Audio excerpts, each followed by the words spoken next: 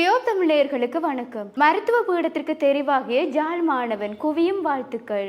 மல்வானி பிரதேசத்தில் 2 இளைஞர்களுடைய சடலம் மீட்பு.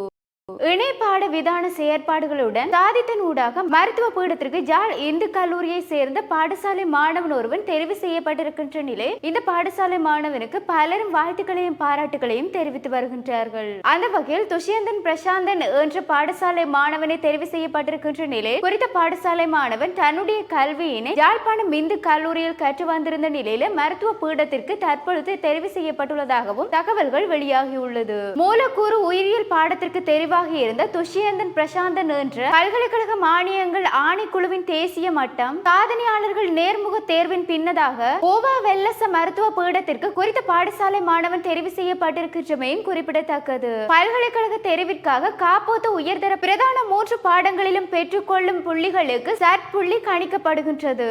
எனினும் மாணவன் ஒருவன் இணைப்பாட விதானத்தில் வெளிப்படுத்திய திறமைகளுக்காக பல்கலைக்கழக மானியங்களின் ஆணைக்குழு மேலதிக சட் புள்ளியை வழங்கி குறித்த மாணவனுக்கு மேலதிக வாய்ப்புகளையும் வழங்கியுள்ளதாகவும் தெரிவிக்கப்பட்டுள்ளது. இந்த நிலையில் 2022ஆம் ஆண்டு யாழ்ப்பாணம் மாவட்டத்திலிருந்து 99 மாணவர்கள் மருத்துவ பீடத்திற்கு தெரிவாகியுள்ள நிலையில் அவர்களில் 2 விசேட வகையில் தெரிவு செய்யப்பட்டிருந்தமையும் குறிப்பிடத்தக்கது.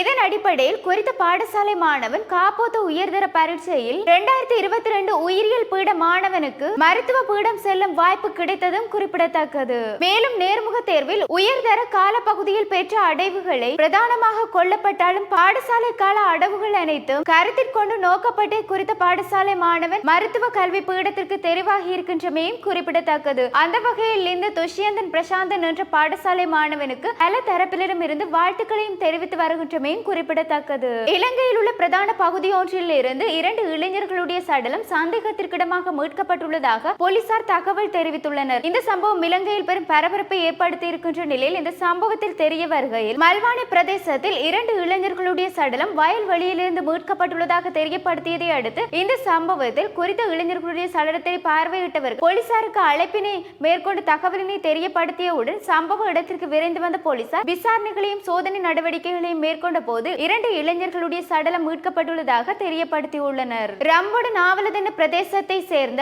19 மற்றும் 29 வயது மதிக்கத்தக்க இளைஞர்களை எவ்வாறு உயிரிழந்த நிலையில் சடலமாக மீட்கப்பட்டுள்ளதாக தெரியப்படுத்தியுள்ளனர். எனினும் எவ்வாறு மர்மமான முறையில் சடலமாக மீட்கப்பட்ட இளைஞர்கள் தொடர்பான விசாரணைகளை மேற்கொண்ட போதும் இவர்கள் எவ்வாறு உயிரிழந்தார்கள் என்பது தொடர்பில் போலீசார் தீவிரமாக தேடி வருவதாகவும் யாராலும் கொலை செய்யப்பட்டார்களா அல்லது தாங்களே உயிரை மாய்த்து கொண்டார்களா என்பது தொடர்பில் பல்வேறு கோணங்களில் போலீசார் மேலதிக விசாரணைகளை மேற்கொண்டு வருகின்ற நிலையில் இந்த சம்பவம் இலங்கையில் பெரும் பரபரப்பை ஏற்படுத்தி இருக்கின்றமையும் குறிப்பிடத்தக்கது.